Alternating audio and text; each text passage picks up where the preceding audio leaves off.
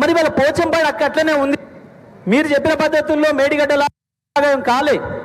మరి ఎందుకు వస్తలేవు? ఇవాళ నీళ్ళు మంచిగానే ఉంది, కానీ ఎందుకు వస్తలేవు?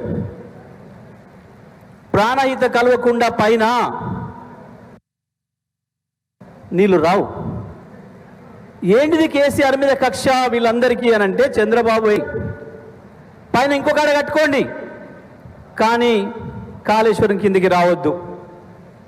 ఎందుకంటే మీరు చూసిండ్రు, రెండు వచ్చి కలిసే చోటు కాళేశ్వరం కింద కేసీఆర్ గోదావరి గొంతు పట్టుకున్నాడు తెలంగాణ రైతాంగం కొరకు. అది వాళ్ళ మంట, అది వాళ్ళ ఏడుపు. మెయిన్ గోదావరి మీదకి ఎప్పుడు రానియలే, జీవితం అంతా కుట్రలే చేసిండ్రు. రాజశేఖర రెడ్డి మరో కుట్ర చేసిపోయిండు. దుమ్ముగూడ నుంచి తీసుకొచ్చి నాగార్జున సాగర్ లేచి మేమే పారిశ్రామిక దొబ్బుతాం, తెలంగాణ రైతాంగానికి అక్కర లేదని ఒక దుర్మార్గానికి ప్లాన్ చేసిండు. బీజేపీ అంతకంటే ఎక్కువ దుర్మార్గమైన ప్రణాళిక చేసింది. పోచంపల్లి నుంచి ఇచ్చంపల్లి నుంచి వెళ్ళి మేము కావేరికి తీసుకుపోతాం, తమిళనాడు తీసుకుపోతామని. ఎవడబ్బ సొమ్ము కాదు, గోదావరి నీళ్లు తెలంగాణ ప్రజల హక్కు మాత్రమే. ఒక్క ఇంచు కదలనీయము, ఒక్క చుక్క నీళ్లు తీసుకుపోనియమన్న పట్టుదల మన రైతాంగానికి రావాలి. మన హక్కులేదో మనం తెలుసుకోవాలి. ఊరికే కూర్చుంటే ఎవడు తెచ్చిపెట్టాడు, కొట్లాడి తెచ్చుకోవాలి. ఎట్లయితే తెలంగాణ కొరకు కొట్లాడినమో, ప్రాణం పోయినా తెలంగాణ సాధిస్తామని ఎంత పట్టుదలతో పనిచేసినామో, ఇవాళ ఇంటి దొంగల నుంచి ప్రమాదం వచ్చింది కాబట్టి మన హక్కులకు, మన నీళ్లు దోపిడికి గురే ప్రమాదం వచ్చింది. ఇంటి దొంగతోనే ప్రాణగండం వచ్చింది కాబట్టి ఇంటి దొంగలను ఇక్కడనే పాతరేయమని చెప్పి కాలోజీ ఏది చెప్పిండో అది చేసి తీరాలి. మనము తెలంగాణ రైతాంగం ప్రతి ఒక్కరు గుర్తుపెట్టుకోవాల్సింది అది. ఇవాళ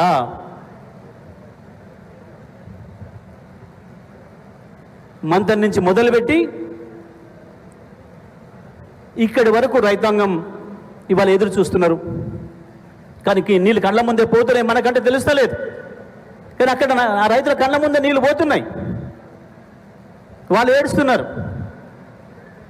నేను పోయిన ప్రతి ప్రాజెక్టు దగ్గర వీళ్ళు రానియొద్దని చెప్పినా పాపం కింది స్థాయి ఉద్యోగం పోయినా సరే భయం లేదు, మాకు సార్ రండి అని చెప్పి నన్ను స్వాగతించి తీసుకుపోయి చూపించారు.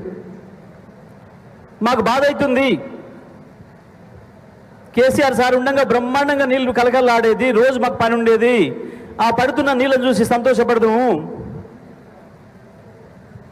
తుమ్మ చెట్లు మొలిపిస్తున్నారు. ఆ రోజు కట్టిన క్వార్టర్స్లో, ఆ రోజు కట్టిన గెస్ట్ హౌస్లలో మేడిగడ్డ దగ్గర కావచ్చు, కన్నెపల్లి దగ్గర కావచ్చు, సుందిల దగ్గర కావచ్చు, అన్నారం దగ్గర కావచ్చు, గోలివాడ దగ్గర కావచ్చు, ఎక్కడనైనా సరే మొత్తం కావాలని చెప్పి తుమ్మ చెట్లు పెంచుతున్నారు. సర్కారు తుమ్మలు ఖర్చు లేకుండా పెరిగేవి. ఇదంతా చంద్రబాబు డైరెక్షన్లో జరుగుతుంది. చర్చలకు పోతా చంద్రబాబుతో నేను మాట్లాడతాడు రేవంత్ రెడ్డి. ఎవడైనా కొట్లాటకు వచ్చినంతో చర్చలు పెడతారు, తప్పులేదు. దొంగతనానికి వచ్చినంతో చర్చలు చేస్తాడు ఎవడన్నా ప్రపంచంలో? నీ ఇంట్లో దొంగతనం కొరకు వచ్చినానికి కూర్చోబెట్టి చర్చ చేస్తావా? ఏమి దొబ్బిపోదామని వచ్చినావు, ఎంత దొబ్బిపోదామని వచ్చినావు, నా ఇంట్లో ఉన్న 10 తులాల బంగారం వేసుకుపోతావా, 5 ఉంచిపోతావా అని చర్చ చేస్తావా? చర్చలేంది చర్చలు? నీ హక్కును ఉపయోగించుకోవాలి. ఎక్కడైతే కొట్లాడాలో అక్కడ కొట్లాడాలి. అది వదిలిపెట్టి చర్చలు చేస్తా నేను. ఏం చర్చలు చేస్తావు? నీ బంధ చర్చలు. కాళేశ్వరం అంటే ఏందో నీకు తెలియకపోయా, బడి కూడా తెలియకపోయా. దేవాదుల ఏ నది మీద ఉంది అని అడిగిన జ్ఞానం నీది. బనకసిర అంటే ఏంది, అది ఏ ఊర్లో ఉంది, తెలంగాణదా ఆంధ్రదా, ఉంటే అది ఏ జిల్లాదో తెలియకపోయా. ఏం చర్చలు చేస్తావు నువ్వు చంద్రబాబుతో? ఇంత నువ్వు పెట్టుకుంది ఎవరిని?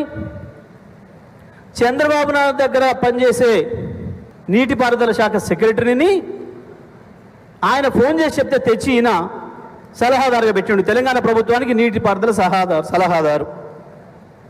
ఇప్పుడు ఆయన రాసిస్తే మాట్లాడుతున్నాడు. ఆయన ఎవరు చెప్తే రాసిస్తాడు? చంద్రబాబు ఏం చెప్తే అది రాసిస్తాడు. చంద్రబాబు చెప్తే రాసిచ్చే తెలంగాణ నీటి సలహాదారు ఈ గొప్ప జ్ఞానికి సలహాదారుగా ఉన్నాక ఇంకా తెలంగాణ ప్రజలకు హక్కులకు రక్షణ దొరుకుతుందా?